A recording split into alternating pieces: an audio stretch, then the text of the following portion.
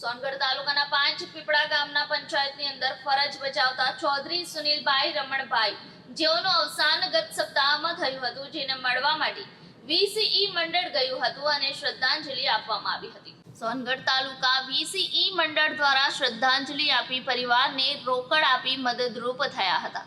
VCE મંડળ દક્ષિણ zone તરફથી રોકડ 51,000 રૂપિયા એમના પરિવારને આપવામાં આવ્યા હતા અને આવનાર સમયમાં વીસીઈ મંડળ તરફથી જેટલું પણ યથાશક્તિ યોગદાન થશે એની બાહેધરી તથા દિલાસો આવવામાં આવ્યો હતો।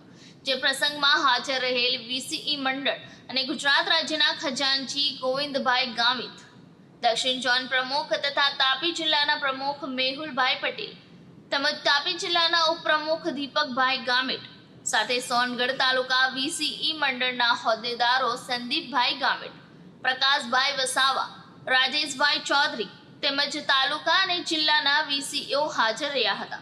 સરકાર તરફથી વીસીને પગાર ધોરણ મળતું નથી। કમિશન પર કામ કરતા હોવા છતાં વીસી પરિવાર એકબીજાને સુખ દુઃખમાં ભાગીદાર થવા તત્પર રહે છે।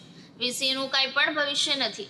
સરકારશ્રીની નમ્ર અરજ કે વીસીના પરિવારનું ભવિષ્ય વિશે વિચાર કરે એવી અપીલ કરવામાં આવી હતી। સોનગઢ તાલુકાના 5 પીપળા ગામમાં એક ગ્રામ પંચાયતમાં ફરજ બજાવતા એવા વીસી પરિવારના એક ભાઈ સુનિલભાઈ ચૌધરી જેઓ ગત થોડા દિવસમાં સ્વર્ગવાસ થયા છે, તો આજે ગુજરાતના દક્ષિણ ઝોન વતી અહીં વીસી પરિવાર એમને મુલાકાત માટે આવ્યું છે અને આખા સંગઠન થકી આખા મંડળ વીસી મંડળ જે છે દરેક જિલ્લાના એવો થકી આજે આ દુઃખી પરિવારને ફૂલની તો ફૂલની પાખડી તરીકે કંઈક યોગદાન આપવા માટે 5 પીપળા ગામમાં એમના ઘરે ઉપસ્થિત છે અને આવનાર સમયમાં પણ આજે તો જે એમને આવનાર વિધિ 12મું કે જે વિધિ છે એના માટે જે ભંડોળ આપણે અહીંયા આપ્યું છે અને આવનાર સમયમાં જે કંઈ મંડળ